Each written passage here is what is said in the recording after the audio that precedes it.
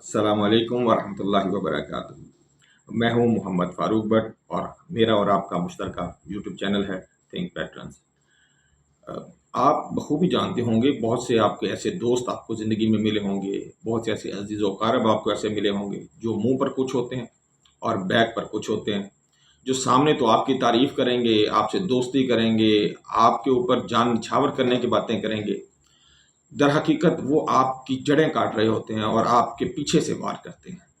आपको उस वक्त अंदाज़ा होता है कि जब तक वो वार कर चुके होते हैं। हमने अपनी ज़िंदगी में इस तरह के बहुत से मनाज़र देखे हैं।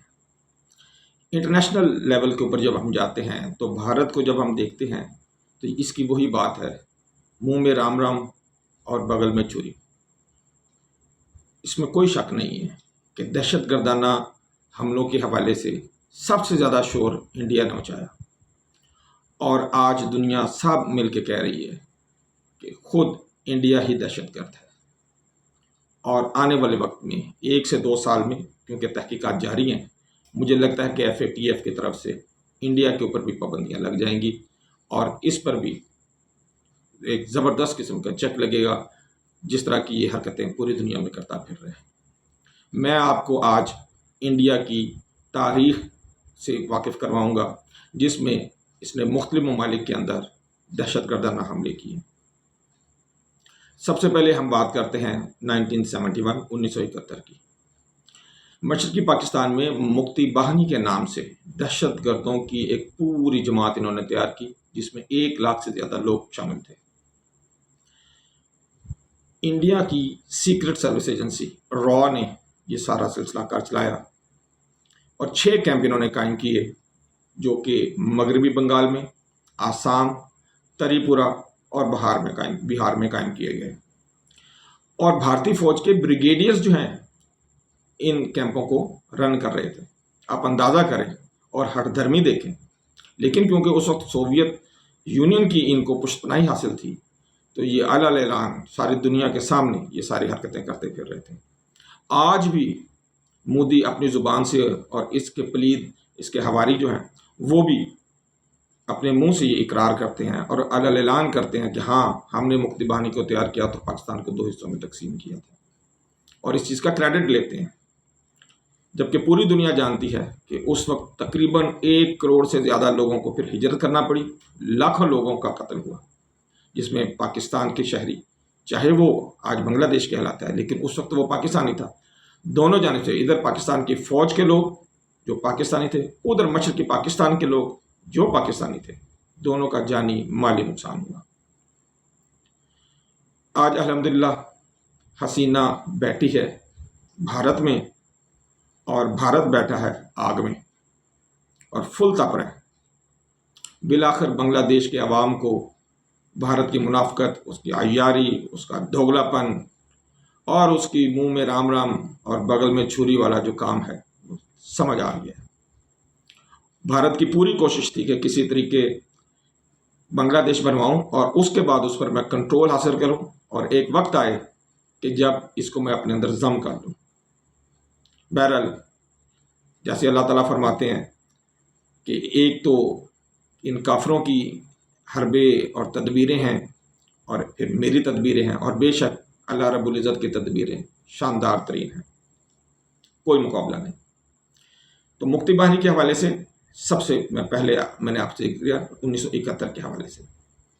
इसके बाद हम 1980 में आ जाते हैं।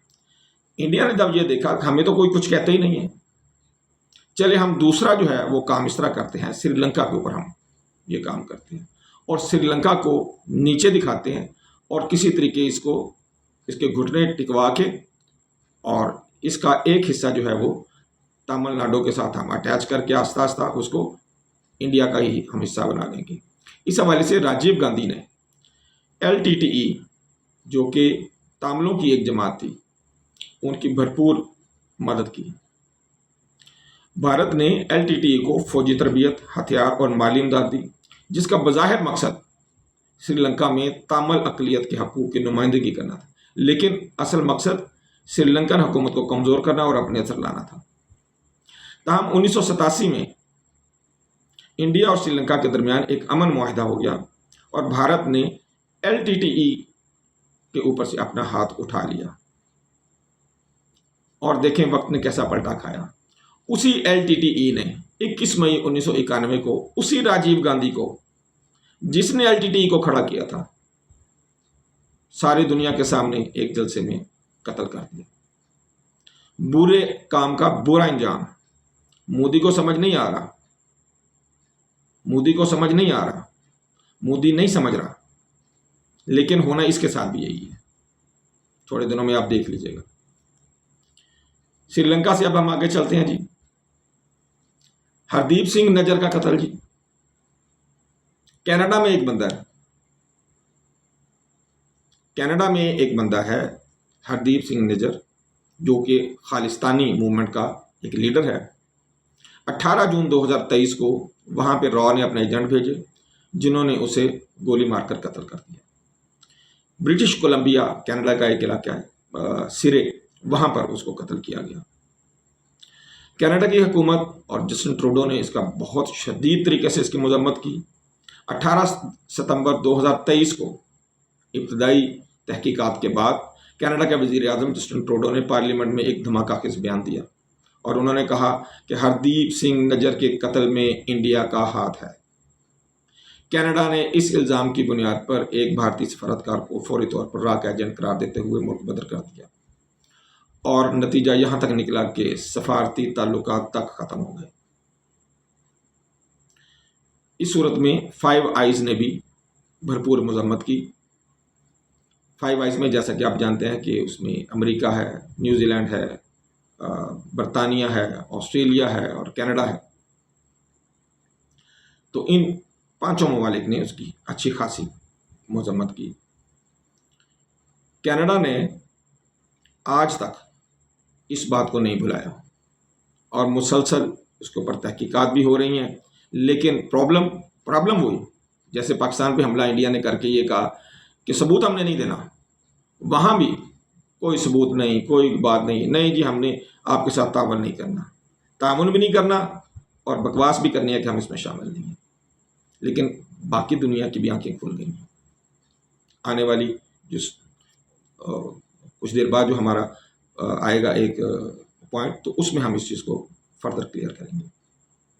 پھر گرو پتونت سنگھ پنو کے قتل کی سازش کی گئی، یہ بھی 2023 ستمبر میں کی گئی ہے، جون 2023 میں نیو یارک میں امریکہ میں ایک قاتلانہ حملہ ہوتا ہے، اور جس پہ قاتلانہ حملہ ہوتا ہے اس کا نام ہے گرو پتونت سنگھ پنو۔ یہ بھی خالستانی تحریک کا ایک لیڈر ہے جو کہ امریکہ میں رہتا ہے، وہ زخمی ہو جاتا ہے۔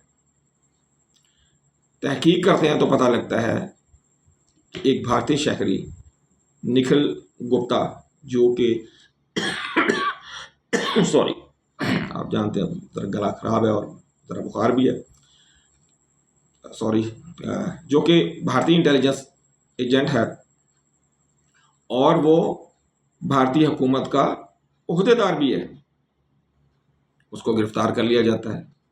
ایک دفعہ پھر بھارت جو ہے اس معاملے میں امریکہ کے ساتھ کوئی بھی تعاون کرنے سے انکار کر دیتا ہے، اور ادھر انڈیا میں اس کو اس کے عہدے سے ہٹا دیتا ہے، اور شو یہ کرتا ہے کہ یہ اس کا شاید ذاتی معاملہ ہے۔ ذاتی معاملے نہیں ہوتے، پاکستان میں بھی تم نے بھیجا تھا نا، پکڑا گیا، FBI نے پکڑا، اور انہوں نے مکمل، جیسے کینیڈا نے سگنل انہوں نے ٹریس کیے، سگنل انٹیلیجنس کے ساتھ اور ہیومن انٹیلیجنس کے ساتھ انہوں نے مکمل تحقیق کر کے انڈیا پہ الزام لگایا اور اسے مجرم ٹھہرایا۔ اسی طرح FBI نے بھی نہ صرف یہ سگنل انٹیلیجنس سے فائدہ اٹھایا، ڈیجیٹل انٹیلیجنس سے فائدہ اٹھایا، اور ہیومن انٹیلیجنس سے بھی فائدہ اٹھاتے ہوئے مکمل شواہد کے ساتھ ایک پورا ڈوزر اس کو دیا انڈیا۔ لیکن انڈیا وہ بدبخت ہے کہ جو کسی کی بھی بات کے اوپر کان نہیں دھرتا، اور مسلسل دہشت گردی کے اوپر تلا ہوا ہے۔ FBI کے پاس فون ٹیپس، مالی لین دین کے تمام شواہد اور گواہوں کے بیانات تک موجود ہیں کہ بھارتی ایجنٹس اس میں شامل تھے۔ یہی وجہ ہے کہ بھارت کی امریکہ کے ساتھ بھی سرد میں رہی کافی دیر تک چلتی رہی۔ اسی طرح ہم آگے چلتے ہیں، آسٹریلیا میں بھی انہوں نے یہی کام کرنے کی کوشش کی۔